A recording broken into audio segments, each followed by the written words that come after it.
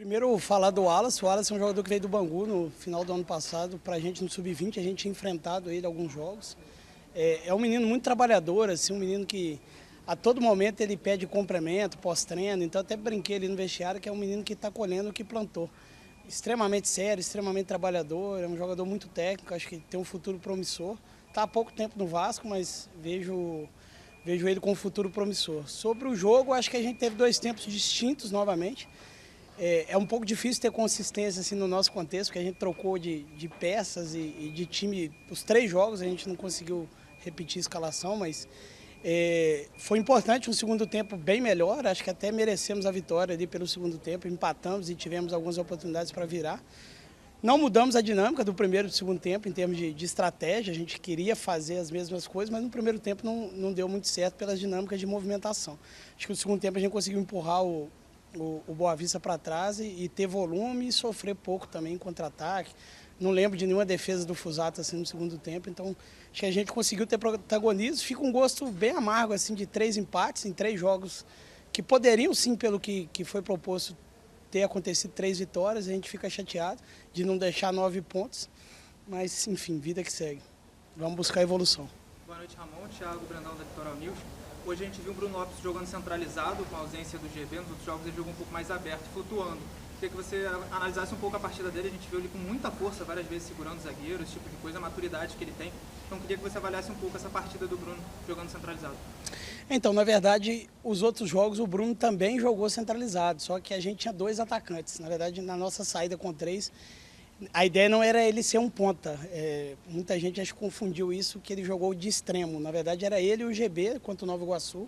E o segundo jogo também, era ele e GB por dentro. Então ele não fez a função de aberto. Isso é importante deixar claro. O Bruno é um jogador de muita força física, né? Então o jogo pedia isso um pouco, era um jogo de contato, a gente sabia que era difícil fugir disso, um campo mais fofo, um campo mais apertado. E o Bruno é um jogador que vai competir, vai evoluir muito, só tem 17 anos, acredito que é um jogador que é muito trabalhador, ele trabalha muito sério no dia a dia. E ele vai acabar evoluindo, é um jogo, ataca bem espaço, ele tem um pouquinho de dificuldade num jogo mais combinado. Mas acredito que ele vai evoluir, ele é muito novo ainda, ele tem, a gente fala, uma caixa d'água vazia ainda para encher ele. Ramon, Gabriel Andreus da Super Rádio Tupi, boa noite. Ramon, você falou sobre esses 3 empates, mas contra 3 equipes de menor investimento que mostraram muitas valências e muitas qualidades e que estão provando que esse campeonato parece que está mais equilibrado do que em outros anos. O que você pode falar em relação também às dificuldades que foram impostas por esses times e também se o tempo de trabalho dessas equipes vem influenciando nisso? Porque vocês começaram a treinar dia 27, mas tem time aí que está treinando desde outubro, novembro. Acho que a sua pergunta já foi a minha resposta. Sem dúvida o tempo de trabalho é um indicador muito forte, não tem como fugir disso. Nós começamos, como você falou, dia 27, pouco tempo de treino. Com alguns jogadores voltando de empréstimo, um contexto ainda muito heterogêneo, assim, alguns jogadores que vieram do Sub-20, alguns jogadores agora nesses 2 últimos jogos que vieram do grupo do Carille, do profissional, então é um contexto bem adverso, mas a gente sabia disso, e sem dúvida o tempo de trabalho para mim é o principal, não tem como fugir disso. A outra é que os resultados estão mostrando, né, de todos os 4 grandes do Rio, está um campeonato mais equilibrado. A gente vai ver um pouco mais para frente o que isso vai perdurar ou não.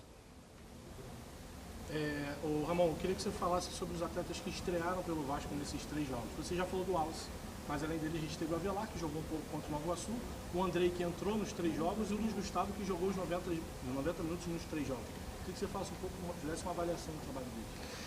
O Avelar é um jogador que veio numa situação de elenco enxuto, né? A gente acabou puxando uma emergência ali da Copinha, ele bateu e voltou, jogou 10 minutos finais ali e voltou para a Copinha. O Avelar é um lateral esquerdo, acabou o ano muito bem no Sub-20, pode fazer um ponta também, é um jogador de muita qualidade ofensiva ali.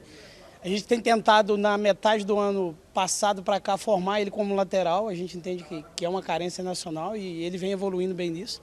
O André é uma joia de 16 anos, né? Um menino muito novo, nascido em 2008. É um menino também muito trabalhador, muito técnico, tem muito refino, a gente acredita muito no potencial desse garoto. Tem personalidade, ele mostrou enquanto entrou isso, ritmo, rotação alta. E o Luiz também, cara, é um zagueiro que já teve oportunidade no profissional ali pegando relação em alguns jogos.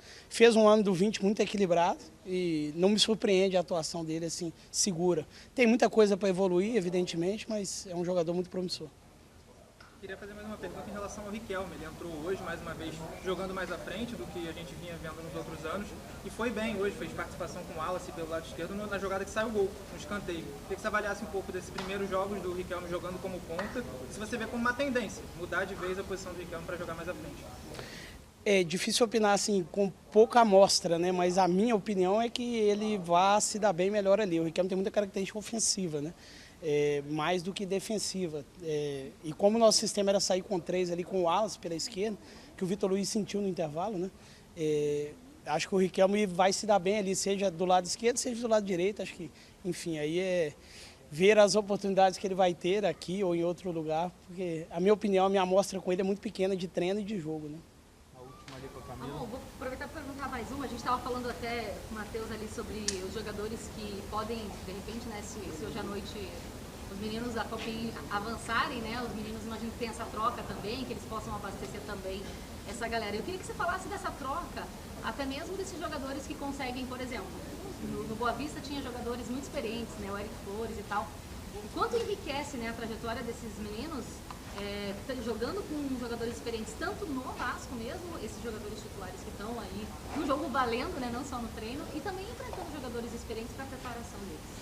Acho que quanto maior o desafio, maior a evolução. Eu vejo assim. E quanto maior a dificuldade também. Então, acho que quanto mais eles forem expostos, né, no cenário nacional, estadual, enfim, o que for, eles vão evoluir mais. Então, essa mescla de juventude com experiência, tenho certeza que ficou marcado para eles.